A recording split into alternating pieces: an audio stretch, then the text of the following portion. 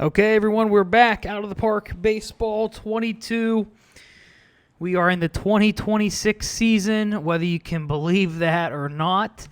This is our after off-season video. We're gonna run down some of the things that happened in the off season and look ahead to the actual 2026 regular season. So, first things first. If you remember, you'll see this lineup and rotation might look a little bit different than what you saw last year at the end of the year. But we'll walk through some of the changes. The first thing is the qualifying offers that for Paddock and Senzel.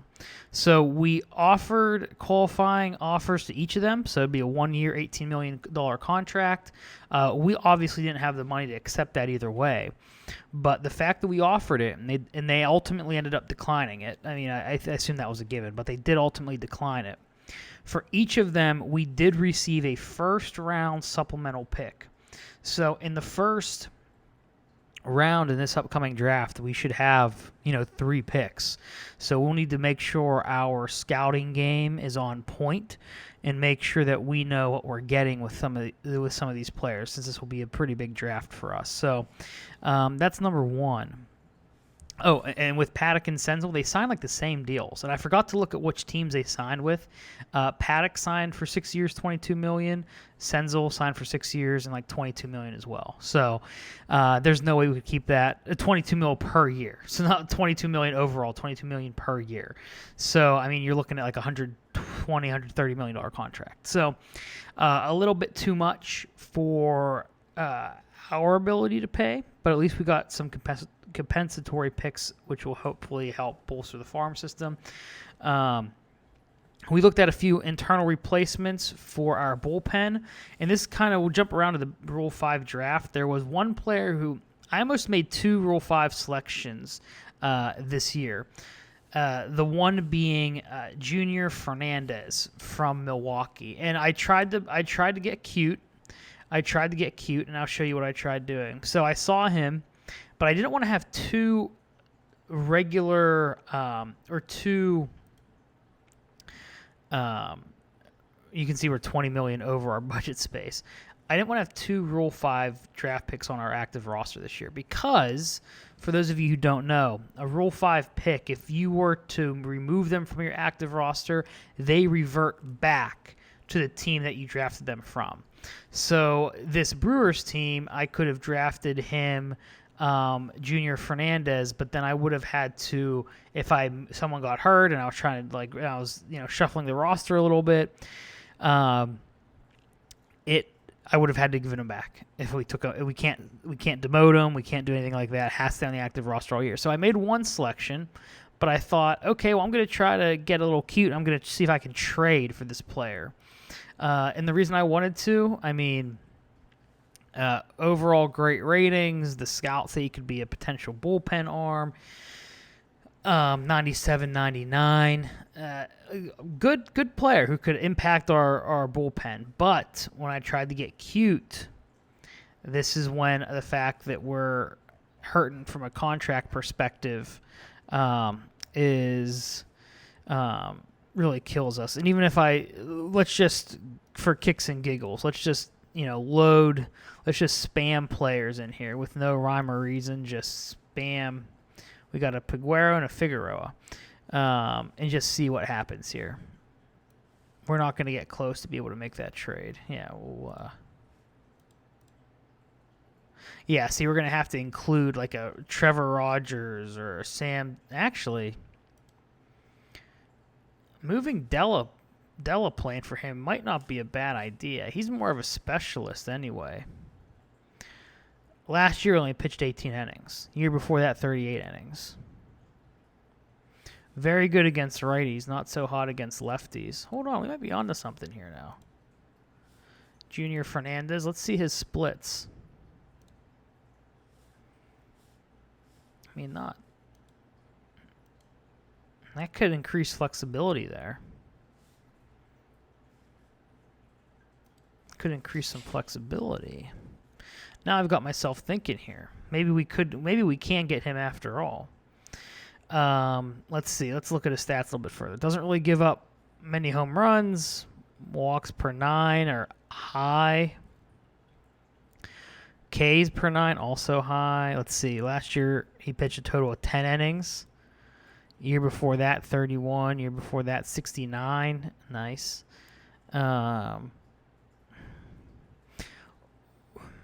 We will see. We'll see. We won't pull the trigger yet. He can be got. So that was, and so going back to the original point I was trying to make with our bullpen, if we go to pitching staff, Thomas White. So what I was thinking about before, and I know this is just our spring training options here, but Thomas White, having him start in the bullpen, I don't think is all that bad of an idea, since he was the one who struggled a little bit more with major league hitting, and we just have some players here that are okay, but they're not fire throwers. Christopher Cruz, I believe, is one of those. Yes, he is a flamethrower, 97, 99. He had a win and a half a WAR last year, so he's an option that could come up. And then you look at our guys that we had, who it might be a little bit early to start them off in the major leagues, but Jake McKay was one of them, 97, 99 miles per hour. He could be a call-up at some point if he continues to move fast. And then Malachi Ricks, you can see, is already in AAA. Just throwing lefty, 99, 100, just a complete stud. Complete freaking stud. And if we look at the ratings there, good against lefties, decent against righties. So he's someone that could also move fast. I mean, he's already in AAA, so he's kind of teeing himself up to get a call up here this year. So we have some players that I'm okay with. We're not going to pull the trigger on Junior Fernandez yet, although that is an option there. So that was the internal replacements that we looked at. That was also part of the Rule 5 draft discussion. The other player that I took in the Rule 5 draft was, I'm surprised he was available, Jazz Chisholm. So he is one of, he was just brought up to the major leagues in real life this year for the Marlins. You can see that he's had about 5 years worth of 5 years worth of playing time for the Miami Marlins here, and then one for the Giants. Had a pretty bad year last year, negative 1.5 WAR.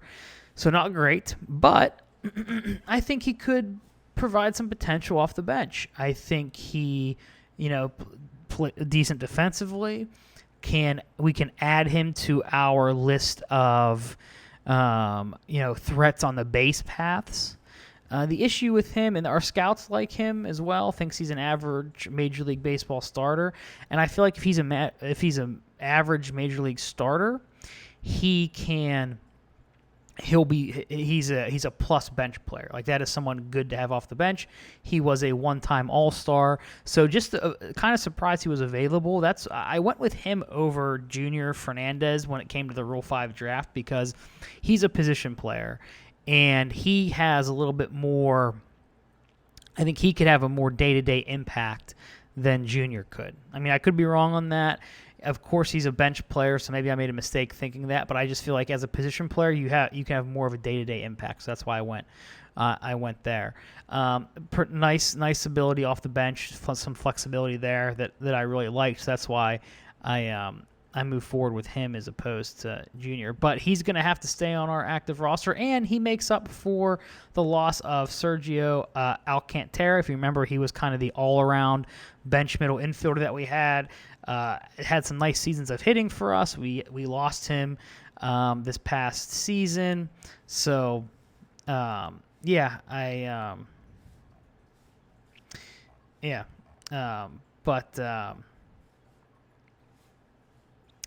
him this past season, but I think this can make up for it a little bit. One of the things I'm going to do here, I'm going to go to manager options, and we're just going to say transactions. We're going to let Clentech do that to fill out the minor league rosters a little bit. And we'll do that for like a day or two. So that's we hired our personnel. We're not going to go through that. Rule 5 draft, we talked that.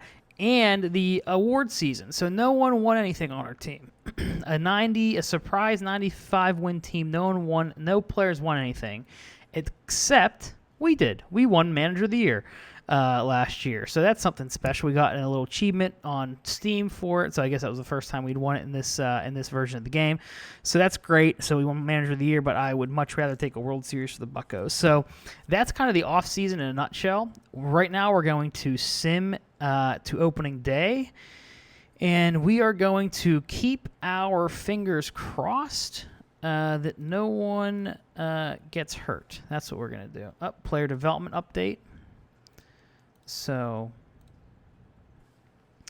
I am interested to see what our scouting or what our farm system is.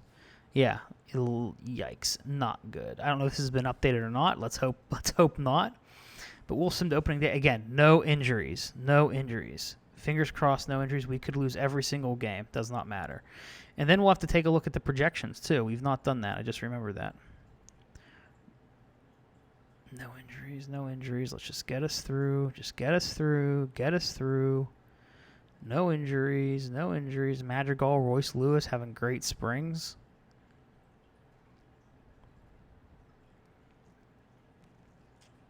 Okay, looks like we made it through. Looks like we have some development updates here as well.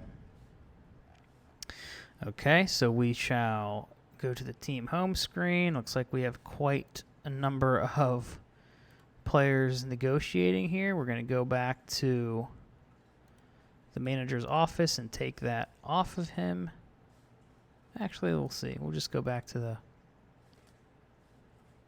Okay. So let's see. When does our lineup have to be trimmed down? I'm interested to see what our GM does there. He better keep Jazz. I might have messed that up. Better keep Jazz. Don't let him go, or else I'll be real upset with myself. If he tries to demote him, and he's just gonna go right back to the Giants, that would be a bummer. Oh, generating season predictions now. All right.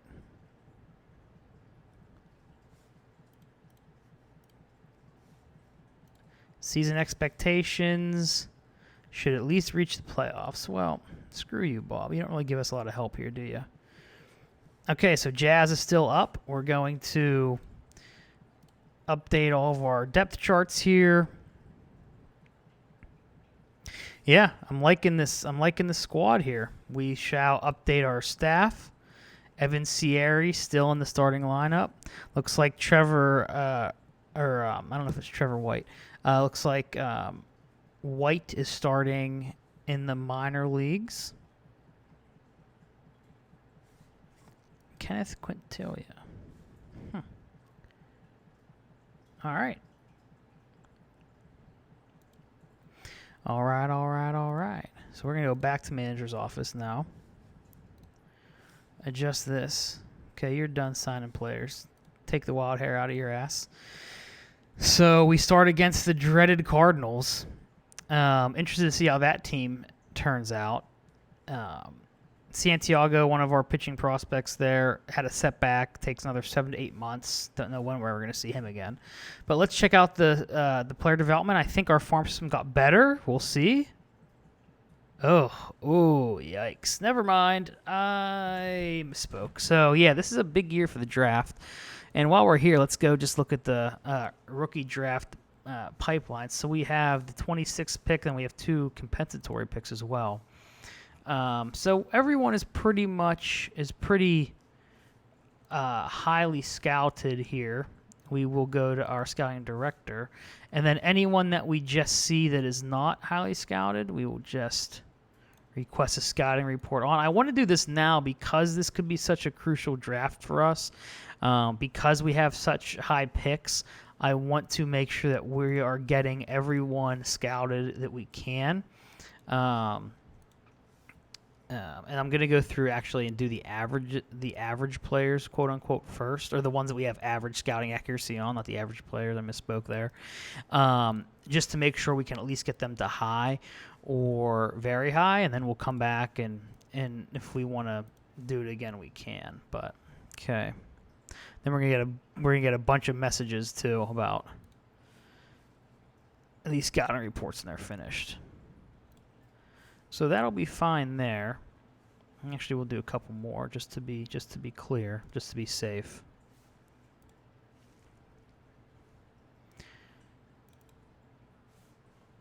Again, not saying I want to draft these players yet, not putting them on any short lists. I'm sure we'll come back to the draft and monitor that beforehand, but just want to see, let's just get all the information we can on as many players as we can. So that was, let's see. Okay, then OOTP has their average list here. So, okay, so that'll be that. Let's check the predictions. That will be the thing that we look at last, and they project the Buccos as an 85 to 77 win team. So they put 85 and 77 record team. So they put a little bit more respect on our names, as they say, this year. They project us to have a pretty decent offense, tears on the base path. And then let's see, are we going to have any top hitters or pitchers? All right, so they expect J.J. Bleday to project as one of the top hitters. And Kumar Rocker, excited to have him back as one of the top pitchers. So, all right. So Kumar Rocker looks like he's going to lead the opening day off, and he hasn't pitched since last. Well, I was going to say last March, but that's not true. He has some spring training results here. So we'll see how that goes. We will come back in our next video for the opening day of the 2026 season, and we're actually going to play because there's no lag now. So appreciate you guys watching this one. That was the off-season summation, and let's get cracking on a new season. I'll see you guys in the next video. Bye.